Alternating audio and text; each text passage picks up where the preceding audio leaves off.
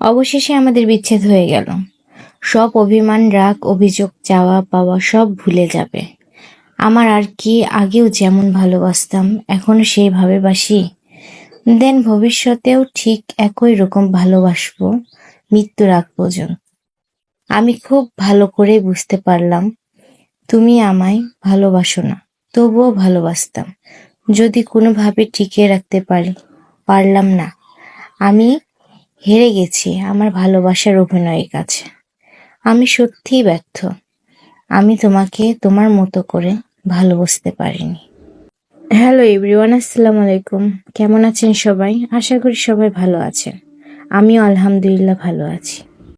গত 2 রাত হলো ঘুম হচ্ছে না, কারণ আমার মেয়েটা ভীষণ অসুস্থ।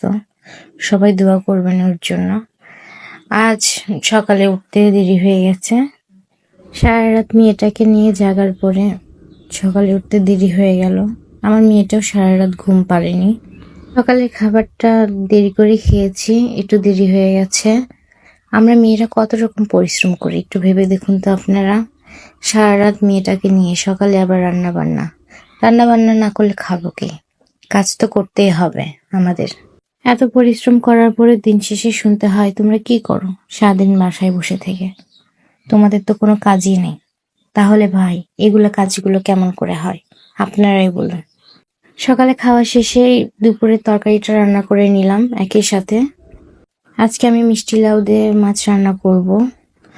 তো এতে সব রকম মশলাপাতি সবকিছু দিয়ে দিয়েছি। লাউটা আমি ভালো করে কষে নিয়েছি আর মাছটাও ভেজে নিয়েছি।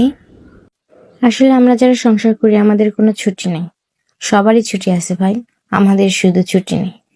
তো এই তো একটু বাহিরের পরিবেশটা আপনাদের সাথে একটু শেয়ার করলাম, একটু দেখিয়ে দিলাম কত সুন্দর লাগছে বাহিরের পরিবেশটা। একটু দেখেন। মেয়েদের জীবনটা এক অদ্ভুত। বিয়ের আগে একরকম, বিয়ের পর আর এক রকম, আর মা হওয়ার পর পুরোই পরিবর্তন হয়ে যায়। একটা মায়ের যে কত রকম দায়িত্ব থাকে তা একটা মা হলে তখনই বোঝা যায়।